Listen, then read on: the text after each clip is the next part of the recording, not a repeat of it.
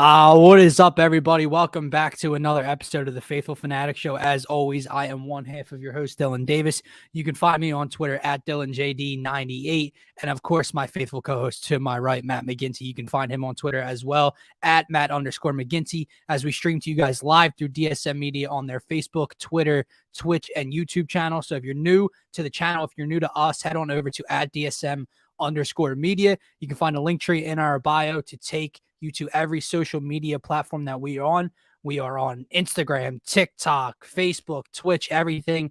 We're also on Spotify and Apple Podcasts as well. And we're currently running a giveaway for our newest design up on the TeePublic account that we have. So head on over to at DSM Media, retweet, follow us, share it with somebody, and you'll be entered for a chance to win that new design for free. Abe, what's going on, my man? Good to see Abe back in the chat, again. He's absent a lot. I don't know what's going on. Maybe he doesn't like us sometimes. Maybe he doesn't like my opinions. Abe's a little absent sometimes, but he always tells the truth. So we'll see what he has to say today. He doesn't like the FurCon slander. It's been going on lately, I'm sure. I can't help it. I'm sure tomorrow you'll probably hear a little bit more of it. I saw our boy Mark Henry tweeted out a little bit ago. Again, he's headed to the game tonight wearing his FurCon jersey, and he's going to change the first of all, can we start the conversation there?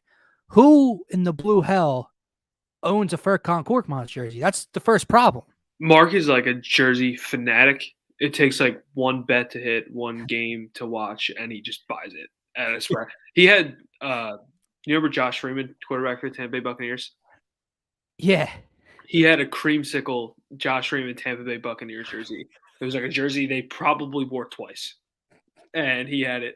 He has a lot. The one they're bringing back this year? Maybe. He probably is like one of the most ludicrous jerseys. Josh Freeman Bucks jersey. All right, well, that's how we start today's show off. But guys, this is just going to be not too long of a show here today. We're going to be previewing tonight's Sixers-Knicks matchup tip-off just shortly after 7:30. James Harden's home debut. And I guess we could start there. Getting the vibes, the energy around this city has been ridiculous. Like I don't, and that's going to be part of the conversation. So if you're watching live, feel free to comment and join the conversation, because I want to know when the last time everyone has felt something like this. When was the last time the energy just shifted so quickly and everyone was just happy and in a good mood? Every person I come across in work today is just 95% of them were going to the game tonight. Everyone was happy. Everyone, it's just, the conversations go a lot smoother. There's no nasty people out in Philadelphia right now. But dude, how can one guy change the energy in a city? He's a top 10 player in the NBA. It probably helps the situation for sure. But just to kind of bounce off what you're bringing up, the last time I can really remember the feeling like this was probably when they traded for Tobias, and they already had Jimmy. They had Ben, they had Joel, and it seemed like that was the first time they really went all in post-process of like, okay, we can probably win this thing right now. Like, let's do it. Mm-hmm. But, like, I think this is on a different level than that, obviously. Being James Harden is a top, again, 10 player in the NBA. Pairing him with, my opinion, the front runner for the MVP race. But some of the opinions I'm seeing on Twitter are otherwise. That's not for here nor there. But this is probably – vibes-wise, the last time we felt like this was probably the Super Bowl, right? I don't think there's been anything close to this since then. But even that, we knew how good the Eagles were that year. Obviously, running away with the 1 seed early on in the year, running away with the division. Carson's putting up MVP-type numbers back then. But then post-injury and all the injuries that piled up, that underdog mentality kind of came about. And even though we were the 1 seed, we were the underdog. So as like positive as we were trying to be, there was always like that weary feeling like we could lose to the Falcons in round 1 at home right now. This is different. Now, I've heard a couple different things. I've heard, obviously, way before you're in my time, the Moses move. Can't tell you how the vibes were back then. The T.O. move, I remember. That was early on in my childhood, but I remember T.O. being here. Remember his first preseason game. Remember him in Cleveland ripping the sign down that the fans had in Cleveland. that was close to it, I guess, because you mentioned Tobias, and you're right, because they were saying we're going all in, and you felt with that starting five and those four, who can beat them at the time. But Tobias and James Harden, the type of players they are just obviously not in the same stratosphere. So it's different that way. I'm trying to Cliff Lee. That's Yeah. all. Yeah, it was like simultaneous. Yeah, Cliff Lee was probably one as well. Doc? Yeah, but like Cliff Part 2 when they finally got all The four of the fourth. starters in the Yeah. same rotation was probably, and he chose the Phillies over Right, the because Yankees. when they went and acquired Doc, that wasn't in a World Series-esque run at the time. Yeah, no. So, but yeah, it's in terms of excitement. I wish I was going to be down there tonight. The roof's going to blow off the building the second he Dude. scores, the second he does something even remote worth a cheer. The place will go crazy. So it's going to be a great environment to see. Philly fans deserve it, especially after what we've dealt with. Yeah, that's another good one. I think that was when Ajayi ran that touchdown post pickup as well. Yep. So The it's Ajayi definitely run. going to be up there. They threw like a screen to Alshon, or no. Yeah. No, the wheel route. He toasted Aqib Talib. That's what it was. The great broadcaster Aqib Talib got put down by Alshon Jeffrey. That game that's what I mean, dude. Like this energy doesn't come around often. We were the 1 seed last year. You have this type of energy in the city? No. I did. The city did. That's for damn sure. Yeah. Real quick. Chris, they're made that, yes, we have a TeePublic site. You can find it in the link tree on our Twitter account. Obviously, it would take some time to get to you and ship to you. But yes, we have a couple cool designs up there. If you want to check those out, feel free, and we appreciate it. But yeah, I mean, Abe's got a good one, and I guess not in my lifetime, bro. Like I haven't enjoyed enough sport fandom positivity. That's what I was going to say. Years. I think it's the toll of everything that's happened this year that makes it so much more joyous. The loss last year into this year of him not playing, into Daryl Morey's guy, into just everything. Tyrese Maxey exploding now. Like it's just everything is built up. It's almost like a volcano until now there's happiness. And there's not many people. This is like the first time I feel like there's not a split on something. We all agree that Tobias has been underperforming. I don't think the opinion of wanting to move him is only valid because of his contract. It'd be a different story if he was like an underpaid player that we're saying, "Oh, just trade him, trade him." It's a different story. So, but this is the first time I feel like we're all in like a unison here. Like, okay, yeah, I mean, I'm sure there's still a 3% minority out there that still thinks the Sixers gave up too much. I don't think there is. No, there is. You listen to Sports Talk Radio in this? Yeah, but are they Sixers fans? Well, I mean, there's no proof, but there's. Like I was peak Ben. I really do. I don't think there was. I know you are. I don't think there was more of a Ben guy than me, and I can't even say it's even close. No, it's not. Let's see. Plus, it's starting to get a little warm. Exactly. The masks are gone. Philly takes away the mask mandate no more at the Wells Fargo Center. It's a good time, dude. Scotty and I are getting down there on the 14th. Abe, bro, if you're around, get tickets to the Denver game on the 14th, and we'll meet you down there. Gets too cool to go, but that's another story for another day. All right, let's get to the game at hand tonight. Can't really break it down. Here's the best way I can do it. Knicks stink. Sixers should beat dog shit out of them on Sunday. Probably going to beat dog shit out of them again tonight.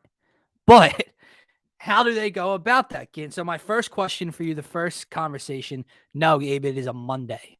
I know, tough, 7:30 Monday night. My first question is, put aside Embiid and Harden. We know they're going to ball out.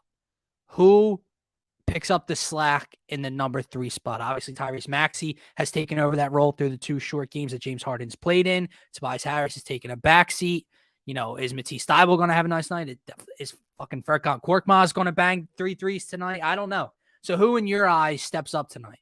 I'm gonna ride this Tobias train that I kind of drove yesterday and say it's him. I think the Knicks have to kind of look at last game and say, okay, Maybe we throw more bodies at James. Maybe we throw more bodies at Embiid. Try not to get guys Good in foul luck. trouble playing one-on-one. Yeah, exactly. I think in front of the crowd tonight with the juices flowing, maybe Tobias can get something going, man. Hit 4 threes and get a couple other buckets. Maybe get to that almost that 20-point mark. I'm going to go with him being the one to step up. Actually, we'll get into that later for the question I was going to ask. That's Charlie Brown Jr. Oh, Jesus. Is he still on the team? I have no clue. No, he got loaned to Delaware, right? Whatever. I'm with you. Obviously the conversation would be more fun if we were like, no, fuck you, you're wrong. But I said it this morning on Trending in the AM with Phil. And of course, even we're going to keep banging this drum until we're right, because at one point or another, Tobias Harris is going to have a nice shooting night and bang down 3 or 4 threes, and he's going to look really good offensively. But as far as tonight goes, he's taken that back seat as the professional, that we were calling him yesterday. He just wants to play winning basketball. Did that on the road. Everyone's getting on you. You're not shooting well, blah, blah, blah. But he's played pretty sound basketball all around, besides, not scoring as effectively. I agree. I think tonight's a night in front of that crowd. It's going to be a very momentum thing, dude. Like, I know, we sabotage ourselves at times, and you think back to game 1 against Atlanta when Triple H rings the bell and everyone's going nuts and him and Joe are out there chopping and they get ran out of the gym. That's not happening tonight. They're celebrating Wilt. James Harden needs six threes to pass Reggie Miller into the 3rd spot all time in 3-pointers made. It's his home debut. That place is going to be electric, and I think Tobias is going to feed off it. They're all going to feed off of it.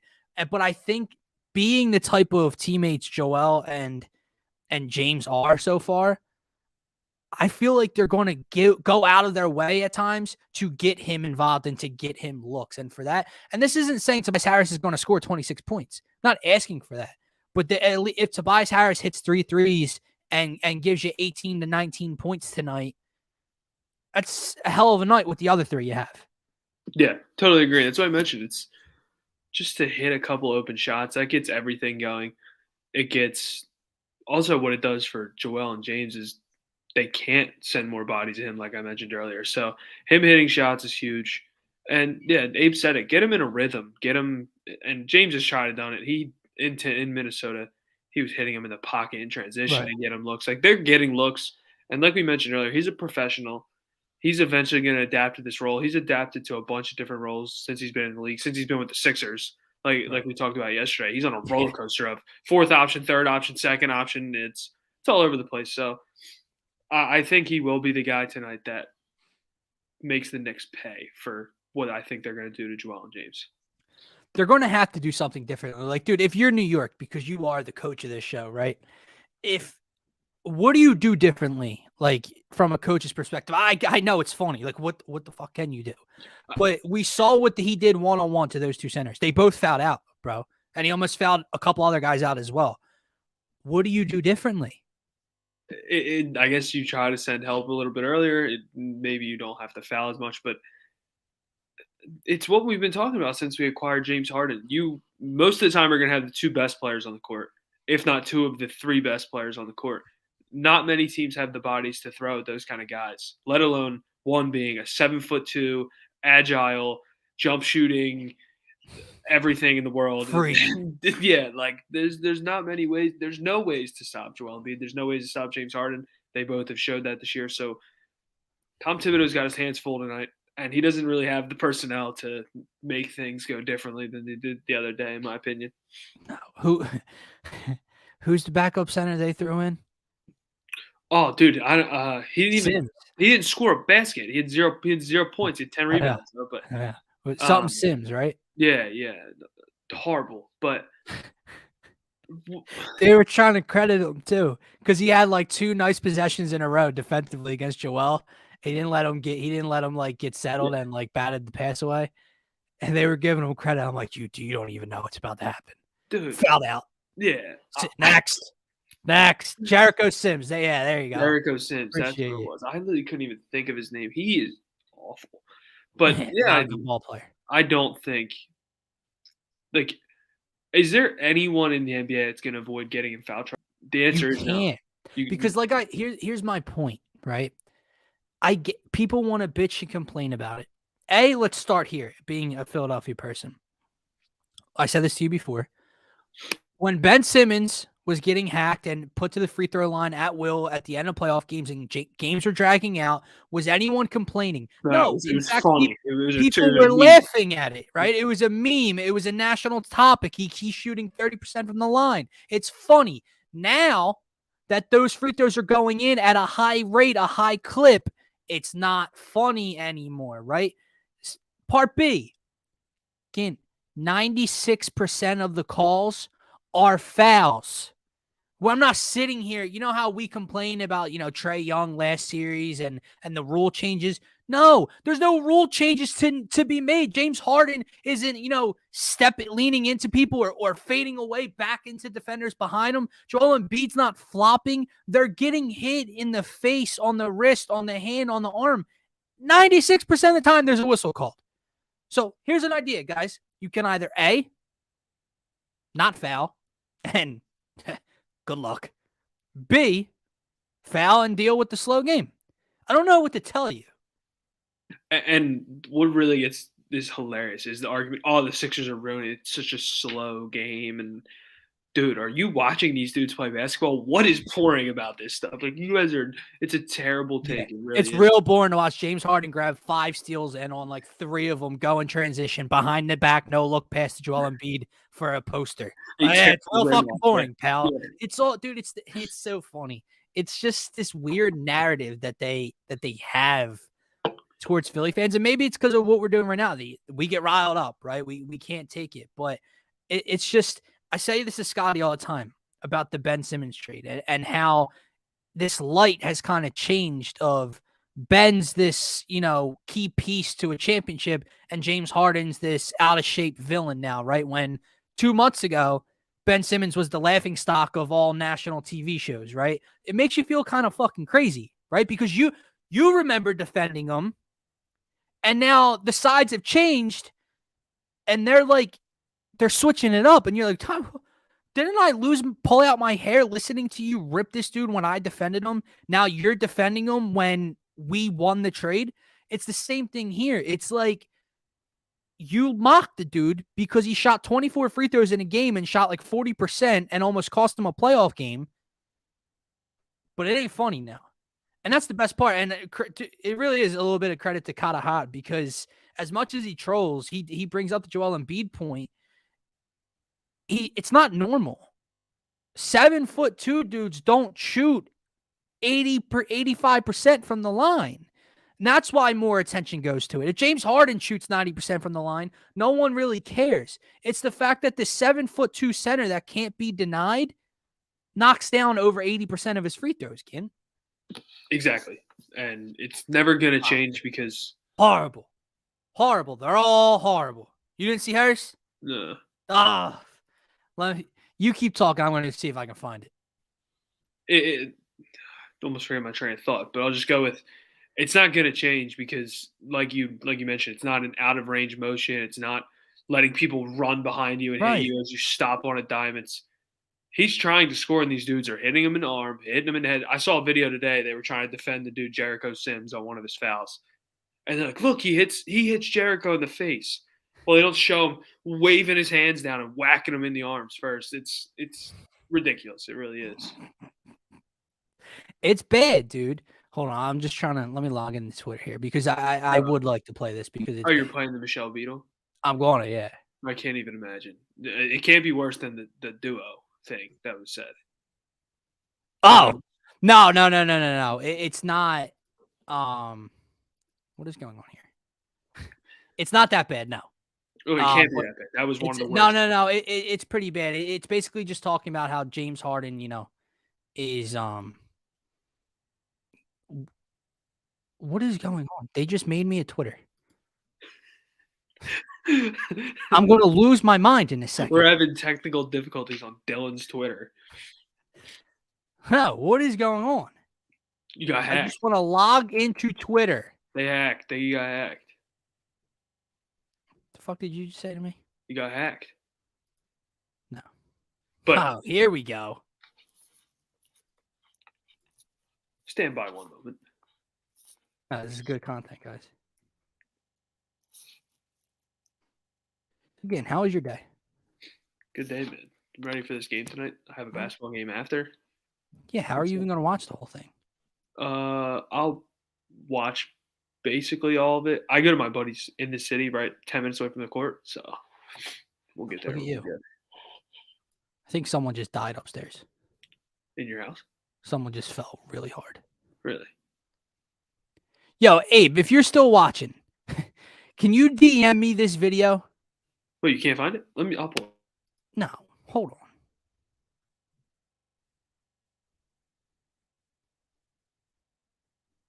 Did I just lose again? Oh, I'm here. Okay. Yo, in other news, again, how about Windhorst coming out and saying that your boy, your boy's not even playing until maybe not even in March? Yeah, I don't. It's what I tweeted about the Nets. I don't get what they're doing. I understand that they're trying to dodge him in Philly, and don't get me wrong, they should. But they need to win. They're 32-31 now. I mean, Kevin Durant's coming back, so he's going to help their void. But 32-31, you're in the play-in. The Warriors didn't make it to the playoffs last year because they were in the play-in. So it's pretty crazy to me that there's a chance they might not make it.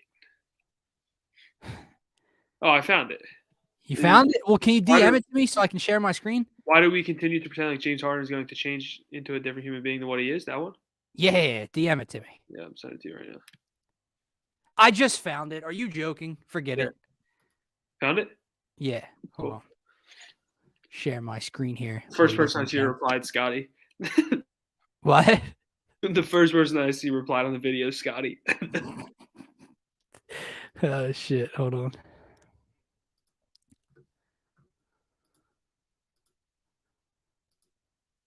Bang. There we go. You guys can see it? Again?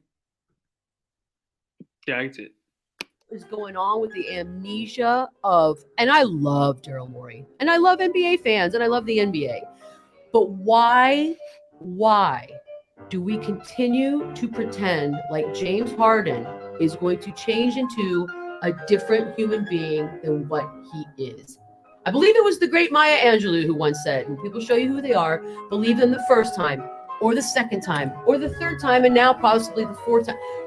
I'm not against the guy. Look, there are obviously players in the league that I don't root for and I don't want to see succeed. And he's not really one of them. I don't have an opinion in that regard. I just don't understand it. The only saving grace that might work, and I say that hesitantly, is that they're picking him up with, 20 games left in the season? This is the time that James Harden shines. It's that honeymoon phase, and they only have to be great for this one chunk of time. Maybe the timing works out. Maybe it is such that, I don't know. I mean, they'd certainly have to beat Brooklyn. You certainly have to finish off better than Brooklyn did. Because if you don't, then not just James Harden's legacy, but Daryl Morey's as well. They give up things. When they were they gave up a lot to get James Harden in places. And it doesn't seem to pan out, and he doesn't seem to care. And when he's bored and doesn't want to be there anymore, he's going to leave. And you will have nothing to show for it once again. I would like to be proven wrong, put it that way. I don't want to be right.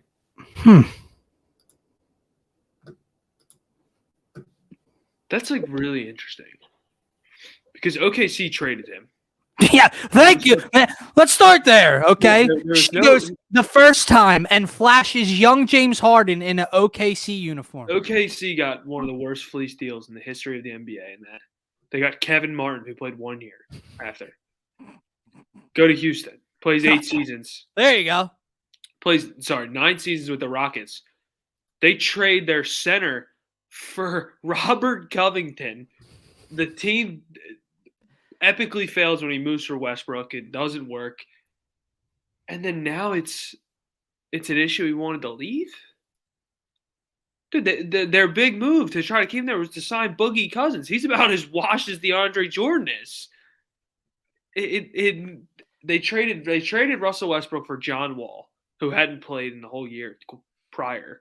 How can you blame the guy for wanting to leave? And then you find out he says he wants to play for Philadelphia. They won't deal with Daryl Morey because they're petty. So you deal him to Brooklyn, where he's with a dude that believes the Earth's flat, doesn't play because he won't get the vaccine.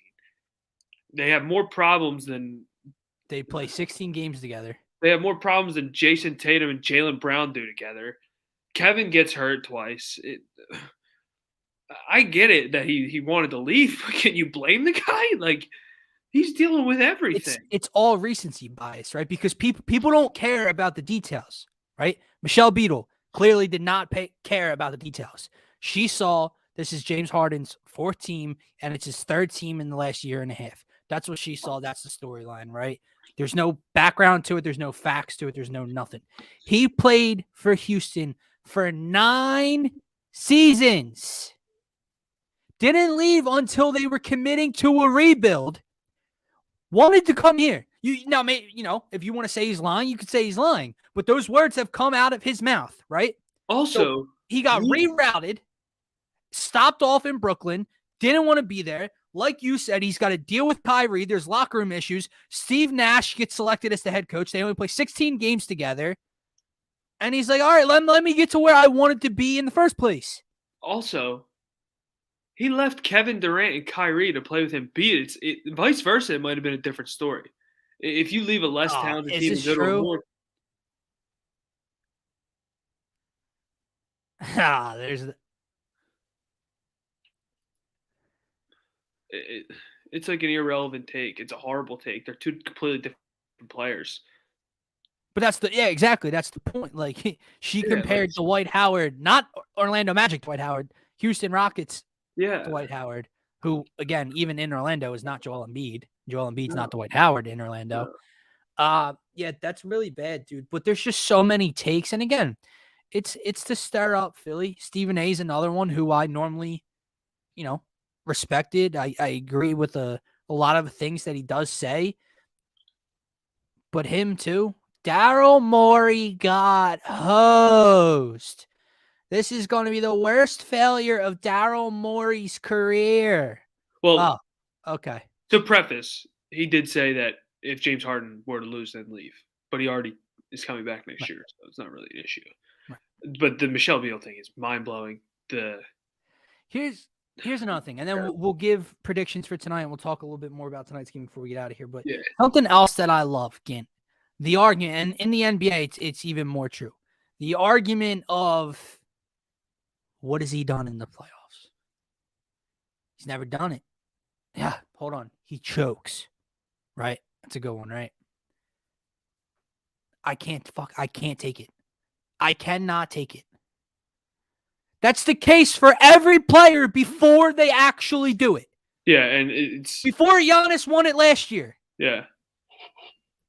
Chokes. Before LeBron won it, he chokes. Before Kevin Durant, he chokes. Same thing. Right. It's the same for every player. They don't do it until they do it. The only player it wasn't about was Steph Curry. He's the only one that did it randomly.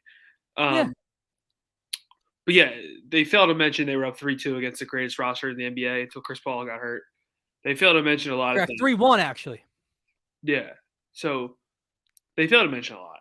I definitely think we should reel it into tonight. Yeah. And by the way, this is a hard one. Not like Embiid, but Kevin Durant is on the same level as Joel. Yeah.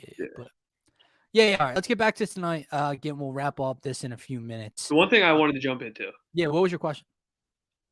You think we see some backup center Willie Cauley-Stein tonight? I'm pretty sure his 10 days got to be approaching almost over. I think we do. There's been the murmurs of DeAndre Jordan. I'm curious to see if... How about, did you see Frank Vogel's comments? No, what did he say? You didn't see that? That was a big thing last night.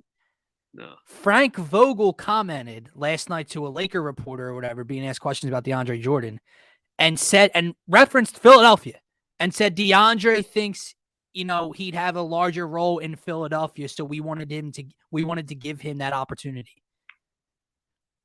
It's pretty weird. Yeah. We'll be fine. But I do think, Doc said it, and I think, what did you bring him on a 10-day for if you're not at least going to run him out there for a few minutes to see how it works? I think tonight, if they do give him run, tonight's probably a game where the deciding factor comes on DeAndre Jordan.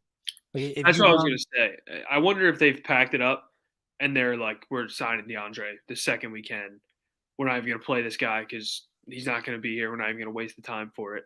Right. Or are they going to see how it Or are looks? you going to be like, oh, maybe we actually can keep this guy around rather than DeAndre Jordan? Right. Now, let me ask you, before we give our predictions for tonight and any hot takes we have on the game, talk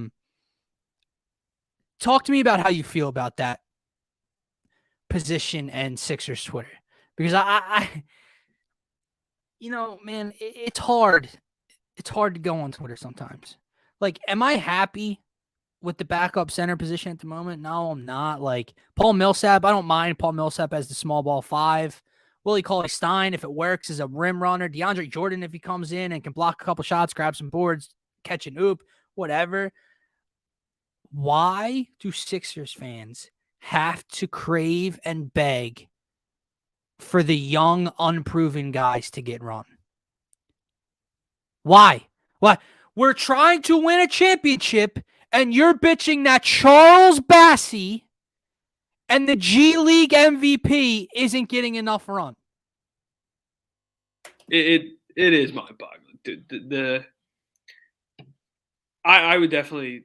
I don't think Charles Bassey or Paul Reed would be the answer for the backup 5. I think they would go. Have you seen Charles Bassey's hands?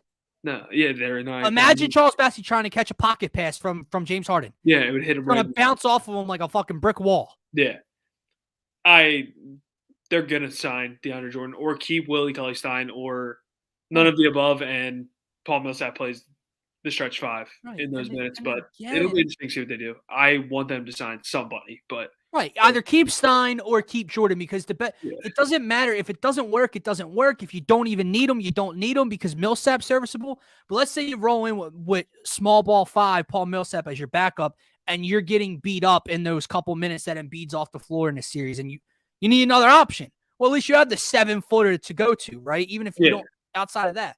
Here's the best part. Everyone wants to complain about these minutes. That's what they are. Minutes. Minuscule. A few minutes. Yeah. Okay? 8 to 10 minutes a game in the playoffs. Joel Embiid's going to play 38-plus minutes a game, night in and night out, come playoff time, unless the Sixers are up by 60. Okay? So, what do you need in those few minutes, Gint? You just need, A, not to get run off the court. B, so what can a guy like DeAndre Jordan or Willie Cauley-Stein do? Grab a couple boards, block a shot, catch an oop.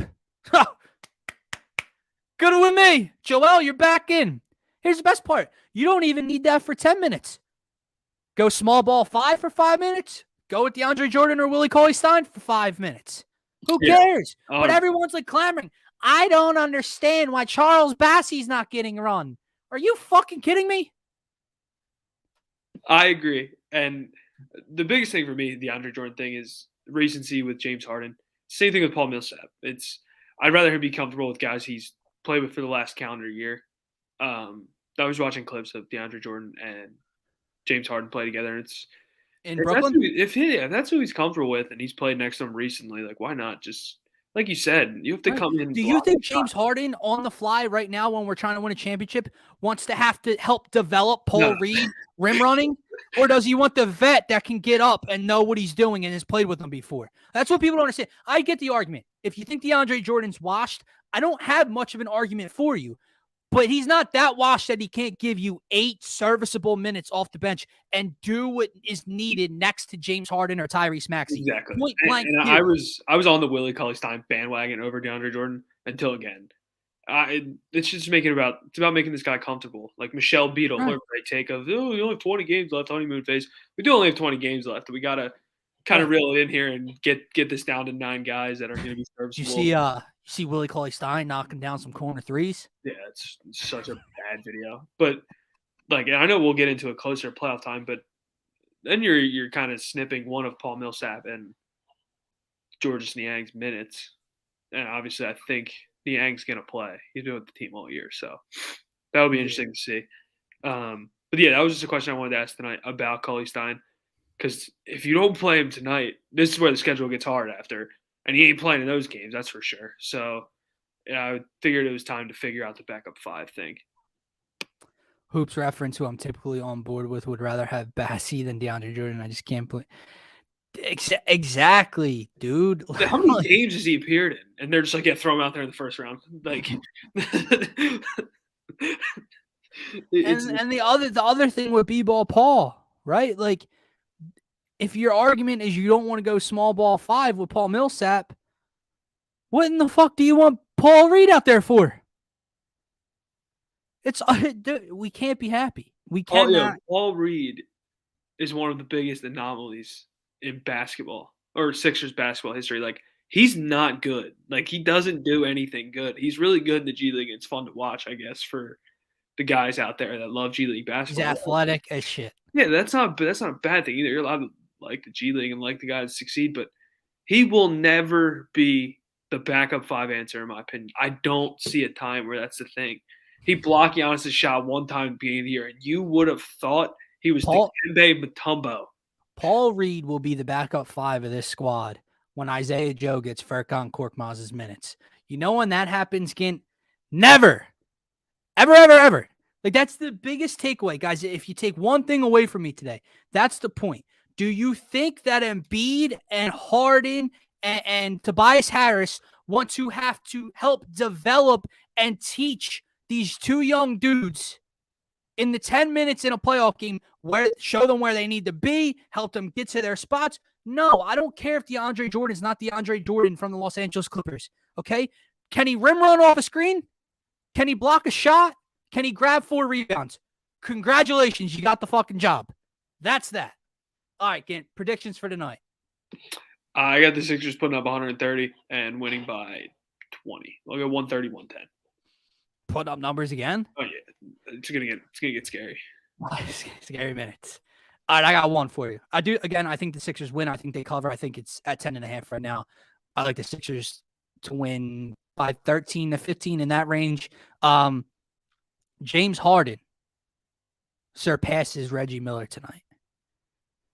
I don't think he hits 7, but I think he hits 6 right on the nose to become the third on the list of 3-pointers made all time.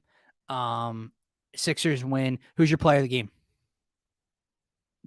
It's interesting because we used to do no and B, but now it's like we can pick between the two. I'm going to go with Harden, even though you just say he's going to hit 6 threes, so you're probably picking him too. But I'm going to take him. I took him for over 12 assists, over 10 rebounds, triple-double. Tripped up again? Yeah. King in New York? I think he's going to play a lot. So do I. Yeah. Like, there's just the energy in that stadium tonight is going to be off the charts. I think he wants to play. Pre-game, I guarantee you that house is packed. Every seat is filled a while before tip, dude. Yeah, like, normally, like, people fill in, they're late getting in. No, like, this thing is packed for intro, everything. Yeah, there's just sessions when they get in there. It's like right to the seat, sit down, get the. They probably got shirts on the seats like the playoffs. So yeah, I think he breaks that record. I think the Sixers win, and I think this run continues. And then, get through tonight. Obviously, they can't be looking at the Knicks how we're looking at the Knicks, but win this game, get through the Knicks tonight, and then that stretch of about 4 or 5 games in a row comes, and we'll really see what this duo and what this team looks like against some of the upper echelon of the East. I can't wait for the overreactions on that one. When they lose again. Great, Harden. Get him out of here. He doesn't want to be here. Trade him, beat. He can't run with Harden. All right, guys. By the way, is he still? Let's see. Yeah, I was just going to, bro. Shout out Dalton's Landscaping. Fuck that kid. Your cousin? Hmm? Oh, I like Dalton. Do you? That's the one I met, right? The one that ran into you at the bar at Wildwood? Wildwood, yeah. What, shout out tray? Man. Yeah. I would have had an ad read ready for him. I said, shout out Dalton's Landscaping. Thought of nothing else to fucking say. You grow it, we mow it. That's my uncle's slogan. Dalton, you got a slogan, bro?